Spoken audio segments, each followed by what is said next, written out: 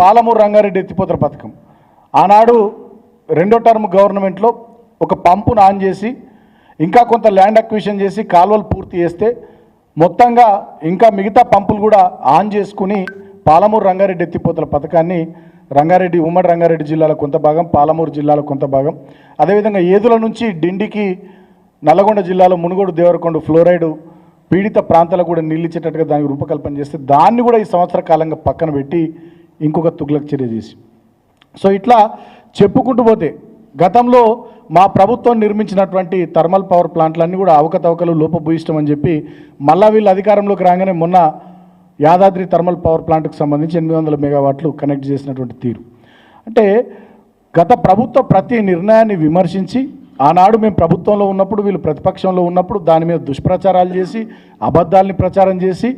ఏదో అవినీతి జరిగిందని చెప్పి ఏదో అక్రమాలు జరిగినాయని చెప్పి తెలంగాణకి ఏదో నష్టం జరిగిందని చెప్పి తప్పుడు ప్రచారాలు చేసి అధికారంలోకి వచ్చిన తర్వాత మళ్ళా ఆ ప్రాజెక్టులనే వినియోగించుకోవడం, దాంట్లో కొంచెం అటు ఇటు మార్పులు చేసి వాటినే కొనసాగించేటట్టు చేయడం, ఈ రకమైనటువంటి చర్యలు తప్ప కొత్తగా ఈ సంవత్సర కాలంలో రేవంత్ రెడ్డి ప్రభుత్వం చేపట్టినటువంటి ఒక్క ప్రాజెక్టు లేదు, ఒక్క పని అంటే ఒక్క పని కూడా లేదు. నిన్న ఆయన నూతన సంవత్సర కానుక అంటున్నాడు, ఏది షామీర్పేట వరకు మెట్రో రైలు పొడిగింపు కానీ మేడ్చల్ వరకు మెట్రో రైలు పొడిగింపు కానీ అదంతా గత ప్రభుత్వం తీసుకున్నటువంటి నిర్ణయాలే. జేబీఎస్ నుంచి తూమ్కుంట దాకా, అదేవిధంగా మన ప్యారడైజ్ నుంచి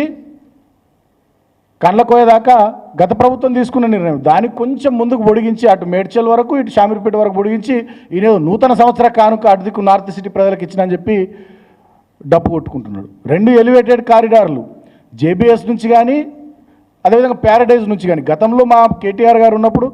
ఆనాడు నేను పెద్దపల్లి ఎంపీ ఉన్నప్పటి నుంచే దానికి సంబంధించి నిర్ణయాలు జరిగి మేము రాజ్నాథ్ సింగ్ గారిని అదేవిధంగా ప్రధానమంత్రి గారిని కలిసి మొత్తం ప్రయత్నాలన్నీ చేసి అప్పుడు మా వినోద్ కుమార్ గారు ఉండే వారి ఆధ్వర్యంలో మేము ఢిల్లీలో అన్ని ప్రయత్నాలు చేసి అన్ని రకాల అనుమతులు వచ్చేటట్టు చేసినాం. మా గవర్నమెంట్ పోయే చివరికి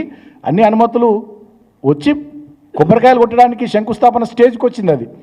సరే గవర్నమెంట్ మారడం వల్ల అవకాశం ఆయనకు వచ్చింది, ఆయన ఏదో కొబ్బరికాయ కొట్టి మొత్తం ఆయననే చేసిన అనేటటువంటి విధంగా తప్పుడు ప్రచారాలు చేయడం, మళ్ళీ సంవత్సరం అయింది కొబ్బరికాయ కొట్టి తట్టెడు మట్టి కూడా తీసింది లేదు. ఇంకా దుర్మార్గం ఏంటంటే 1,37,000 కోట్ల రూపాయలు అప్పులు చేసి ఈ సంవత్సర కాలంలో ఒక్కటంటే ఒక కొత్త ప్రాజెక్టు కట్టిండా? కేసీఆర్ గారి పరిపాలన అంటే ఇవాళ తెలంగాణ ప్రజానీకానికి ఒక పాలమూరు రంగారెడ్డి ఎత్తిపోతల పథకం కనబడుతుంది, ఒక మిషన్ భగీరథ ప్రాజెక్టు కనబడుతుంది, ఒక కాళేశ్వరం ప్రాజెక్టు కనబడుతుంది, ఒక యాదాద్రి థర్మల్ పవర్ ప్లాంట్ కనబడుతుంది, ఒక యాదాద్రి గుడి కనబడుతుంది, సచివాలయం కనబడుతుంది, 150 అడుగుల అంబేద్కర్ విగ్రహం కనబడుతుంది, 46,000 చెరువులు పూడికలు తీసిన విధానం కనబడుతుంది. అదేవిధంగా బ్రహ్మాండంగా రైతులకు రైతు బంధు కానీ మిగతా కార్యక్రమాలు చేసినవి కనబడతాయి, 24 గంటలు ఉచితంగా రైతాంగానికి కరెంట్ ఇచ్చింది కనబడుతుంది, 150 అడుగుల బాబాసాహెబ్ అంబేద్కర్ విగ్రహం ప్రపంచంలో నెత్తనేది, దాంతోపాటు 1000కి పైగా గురుకులాలు కనబడతాయి. ఇన్ని నిర్ణయాలు ఇన్ని కార్యక్రమాలు మా 10 ఏళ్ల పరిపాలనలో కనబడ్డాయి. మరి 1,37,000 కోట్ల అప్పులు చేసినటువంటి రేవంత్ రెడ్డి ఈ సంవత్సర కాలం పరిపాలనలో తర్వాత రాష్ట్ర ప్రభుత్వం యొక్క 2,82,000 కోట్లు 2,92,000 కోట్లు బడ్జెట్ పెట్టుకున్నటువంటి ఈ సంవత్సర కాలంలో మరి ఆ పైసలు ఎటువైనాయి, తెచ్చిన అప్పులు ఎటువైనాయి,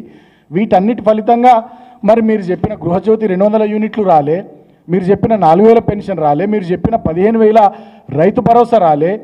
మీరు చెప్పిన ప్రతి మహిళకు 2,500 రాలే, మీరు చెప్పిన ప్రతి 18 ఏళ్ళు నిండిన అమ్మాయికి స్కూటీ రాలే, ప్రతి విద్యార్థికి విద్యా భరోసా కార్డు 5 లక్షలది రాలే, మీరు చెప్పిన ప్రతి పేదవాడికి 5 లక్షల ఇందిరమ్మ ఇల్లు రాలే. మళ్ళీ మా ఇండ్లకే 3 రంగులతో, నేను పెయింటర్ కాబట్టి పెయింట్లేసుడు బాగా అలవాటు కాబట్టి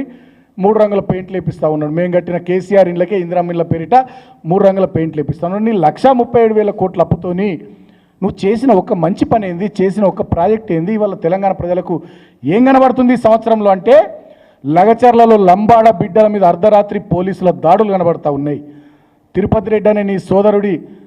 నాయకత్వంలో నీ కొడంగల్ నియోజకవర్గంలో లగచర్లలో లంబాడ బిడ్డల మీద దాడులు కనబడతా ఉన్నాయి ఈ సంవత్సర కాలంలో. ఈ సంవత్సర కాలంలో గురుకులాల్లో 56 మంది బిడ్డలు చనిపోయే దుస్థితి ఇవాళ తెలంగాణ సమాజానికి కనబడుతూ ఉంది. నీ సంవత్సర కాల పరిపాలనలో హైడ్రా పేరిట పేదలు దిగువ మధ్యతరగతి ప్రజలు ఎవరైతే చెర్ల పక్కకు కుంటల పక్కకి ఇల్లు కట్టుకున్నారో 40 ఏళ్ళ నుంచి 30 ఏళ్ళ నుంచి 50 ఏళ్ళ నుంచి మా దళితులు, బీసీలు, మా ఎస్టీలు, మా మైనారిటీలు ఎవరైతే ఇల్లు కట్టుకున్నారో వాళ్ళ ఇల్లు